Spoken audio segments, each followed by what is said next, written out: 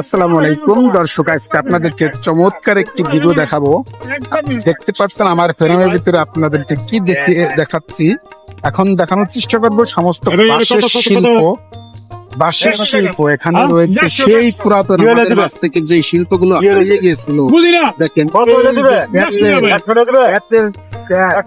আপনার। এরপরে খালই, মাছ ধরার খালই, বিভিন্ন ধরনের ছোট বড় খালই রয়েছে। এরপরে ঝাঁকা রয়েছে, এরপর আপনার চালন রয়েছে, এই যে ছোট ঝাঁকা, এরপরে চালন, এরপরে কৃষকের যে মাথার যে হ্যাঁ, এখানে ছোট বড় বিভিন্ন ধরনের সেই বাঁশের শিল্প রয়েছে। যে শিল্পগুলো কিন্তু আমাদের মাছ থেকে হারিয়ে যাচ্ছিল আস্তে আস্তে, আসলে কিন্তু হারিয়ে গেছে। এই মালগুলো কিন্তু কোথাও পাইবেন না, ঢাকা শহরে তো পাওয়াই যায় না। আপনার এই মালগুলো নিতে আসতে হলে আপনার অবশ্যই কোনো মেলা বা কোনো পুরাতন হাটে আসতে হবে। যেমন বনশ্রীতে আপনার মেলা দিয়ে একটি হাট রয়েছে, হাটে আসলে আপনি এই বাঁশের শিল্পগুলো পাইবেন।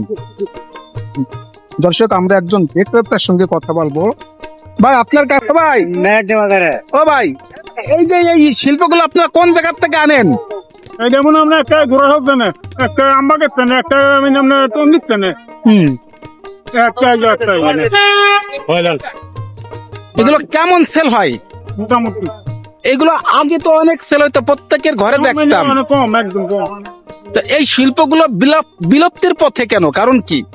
এই যে আমি নাকি জায়গায় জায়গায় দোকান পাঠে আছে, এই কারণে।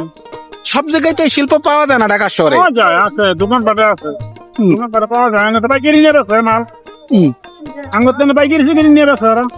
আচ্ছা আচ্ছা। এই যে এখানে দেখতেছি আপনার ওই যে একটা বেতের শের আছে, শেরের দামটা কত? এর দাম হলো 200 টাকা। আর ওই যে খালই, মাছ ধরার খালই 100 টাকা, 80 টাকা। দর্শক, এখানে আপনার বিভিন্ন দামের রয়েছে। আপনার 100, 150, 200 টাকা বিভিন্ন দামের রয়েছে, বিভিন্ন পাত্রের বিভিন্ন দাম। আপনার এই সমস্ত প্রোডাক্ট গুলো কিন্তু একদম বিলুপ্তির পথে। তবে আপনারা যদি এগুলো কেউ পছন্দ করেন বা কেউ নিতে চান, তাহলে অবশ্যই আপনার মেরাডিয়া বাজারে আসতে হবে। মেরাডিয়া বাজারে আসার